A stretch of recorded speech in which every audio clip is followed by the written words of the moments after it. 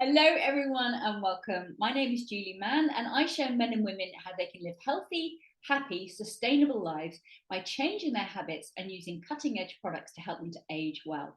And I'm absolutely delighted because today I'm joined by Victoria Salomon, and you're going to be delighted too because she's talking about habits to reduce chronic pain because she is a chronic pain specialist.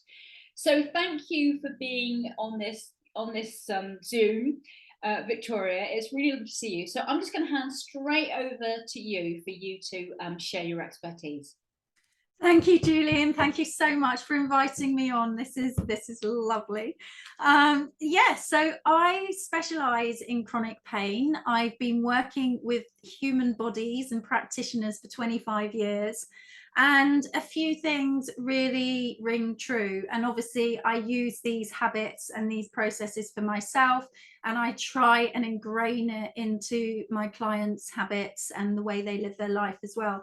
And I just want to establish chronic pain is not just physical. Chronic pain, the way I look at it, is also emotional. Yeah. So and they one will always impact the other.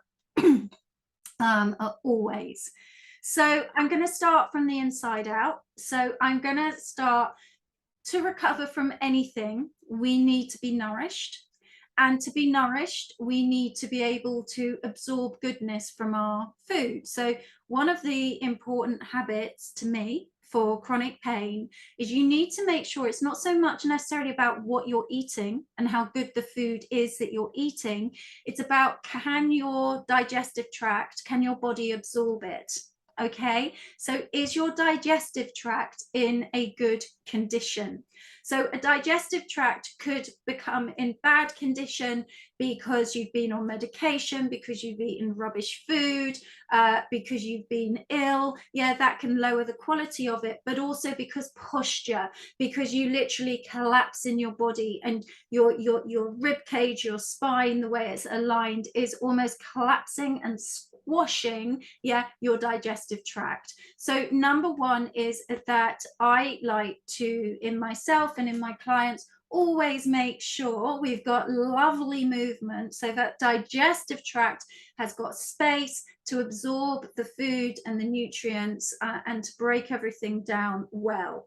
So then what we've got is we've got a body that's more nourished. Okay, we've got a body which, whether it's muscular pain, systematic pain, emotional pain, yeah, relationship pain, whatever it is, we've got a body that is stronger and more nourished and more ready to resolve the problem. It's got the energy to resolve the problem. So the next habit that for me, as you know, is absolutely essential is your posture. Now, when I say it's your posture, everyone immediately does that and they shove back their shoulders. No, that is not the habit of good posture that you're looking for. Posture starts with my good old friend, the foot. Okay, as you well know, Julie, because you've been looking at what I teach, we have a tripod in our foot. There are 3 points in both of our feet which need to have good connection with the ground, and that is our foundation. So with chronic pain, I want you to think about a table. If a table is wobbly, where do you go to fix the wobbliness? You go to the feet. Yeah, you go to the legs, you go to where it's standing. Yeah, so does it make sense that humans immediately shove their shoulders back for posture? Would it make more sense that the foundation of your body is where that good posture comes from? And as you start to get the support from the ground, moving upwards in correct alignment with all your other joints, and this is what I teach in the Get Into Your Body methodology, then suddenly your body is feeling more supported and the nervous system can just kind of go, oh, thank goodness for that. I've got support coming upwards so I can let go. So actually, by the time good posture connects with my shoulders, let's say I've got shoulder pain or I've got back pain, instead of having to do more and make more effort, they can just sink down and they can feel soft and weightless, connected, and just release and feel light and open. So chronic pain, we are looking at supporting your body from the ground upwards in really good alignment. And I'll just finish that bit by saying a head or chest that tilts forwards to the ground is going to make you feel down. Yeah, if you are sinking downwards, you are emotionally going to be feeling a bit down. It's just how it is for the body. That's gravity doing its thing. So my third habit, once we've got a bit of good posture going on, you know, we've got the energy coming from our nutrients, from our food, we've got all of that working okay, then what I want you to do, and what I do, is take the time to calm it all down. So whether it's 15 minutes because you're just starting looking into mindfulness and meditation, or whether you can take a good hour because you know it's something that you really want to dedicate that time to, we want to get you into this place of rest and digest. So we've repaired that digestive tract. We've got ourselves in a good structure and good alignment, but now we want to give the body a bit of time, yeah, to really calm down. You know, let's forget about the world out there. It's not going nowhere. Okay, let's come in. Let's take that time. Let's allow the body to move out of fight or flight, or out of life threat. All of these nervous system responses, these maladaptive stress responses that cause physical pain, or they cause emotional pain, and let's just calm it all down. And this is the biggest gift that just keeps giving to the body. Yeah, and for me, this is the key. This is the core. This is where the love is. This is where we access our self-love, and we just calm it all down. And within that process of mindfulness or meditation or guided meditation, which can be very, very useful, we can start to get the different systems of our body talking to each other and communicating. So rather than, when I've got a digestive problem, I get headaches, I've got backaches, I've got a heart problem, suddenly all of these systems, by the time we've got them nourished, by the time we've got the body structurally aligned, by the time we then take the time to sit out and come in to ourselves, a conversation, a coherent conversation can start to happen in our body that will generally reduce chronic pain. So to me, pain is on a scale. I have a podcast, Positive Power of Pain. The scale of 1 to 7 is pain you can work on. Yeah, it's a voice of pain and you can work on it. And all the habits I've mentioned so far will come in really well to help that. 8 to 10, we're in trauma. And 8 to 10, if you let yourself get there with chronic pain, it's going to take far longer to resolve.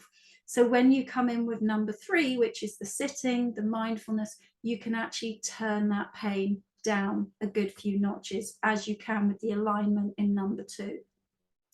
And obviously the nourishment in number 1 helps to give you the energy to do this, sorting the digestive tract.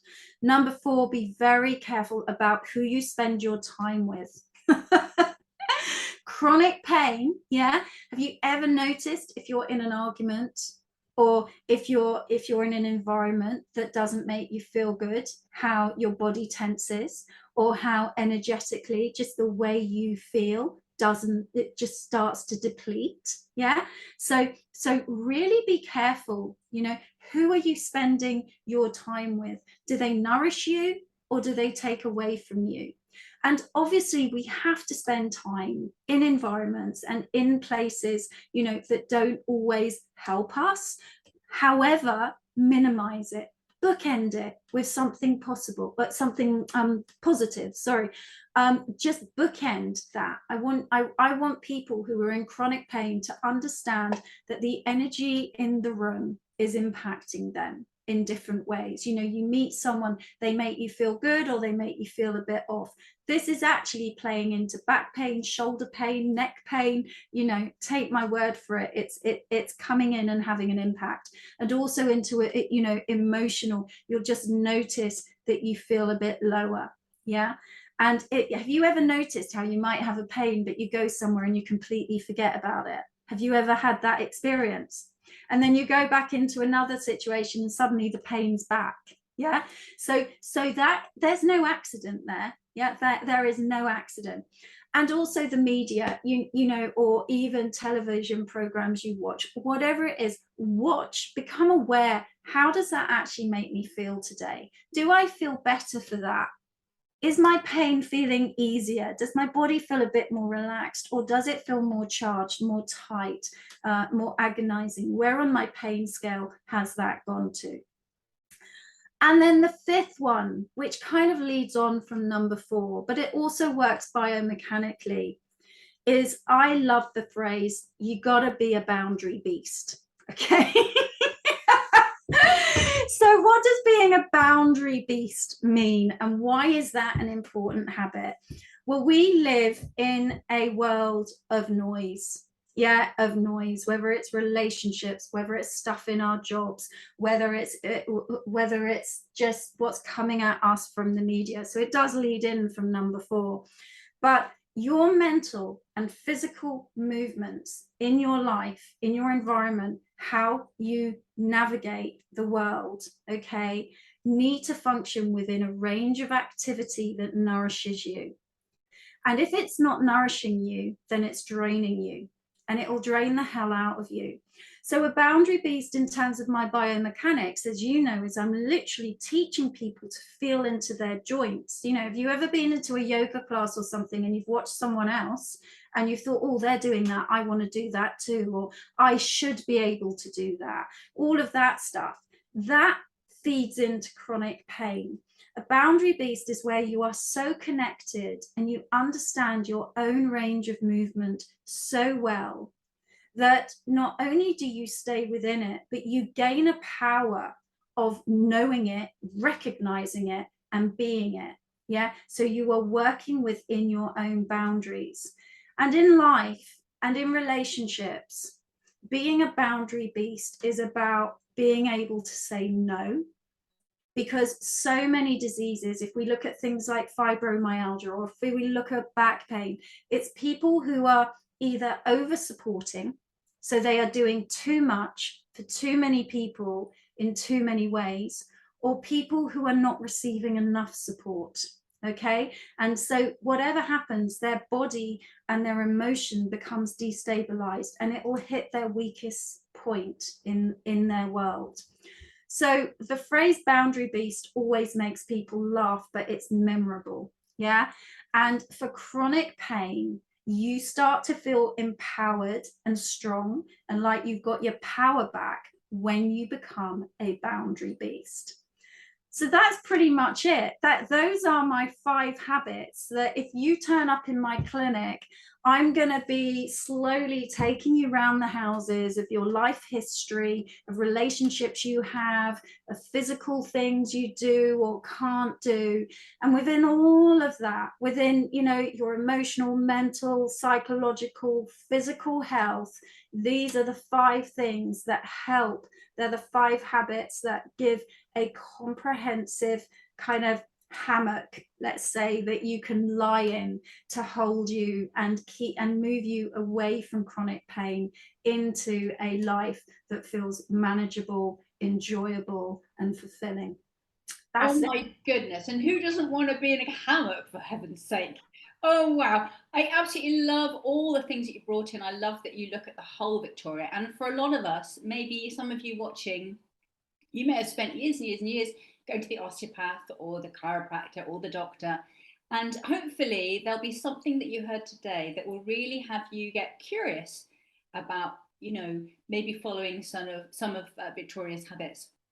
I'm actually going for a one-to-one session after this, and I cannot wait. But right now, I'm on Victoria's Get Into Your Body online course, and I have to say it's a complete and utter revelation. I'm completely gobsmacked and excited by the whole thing.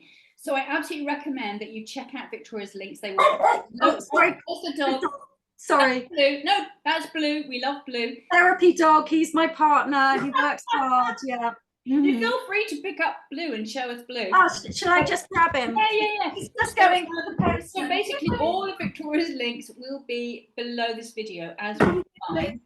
Obviously, having a pet having a pet is and he's looking at the postman. Sorry. Please hi to the screen. Hi.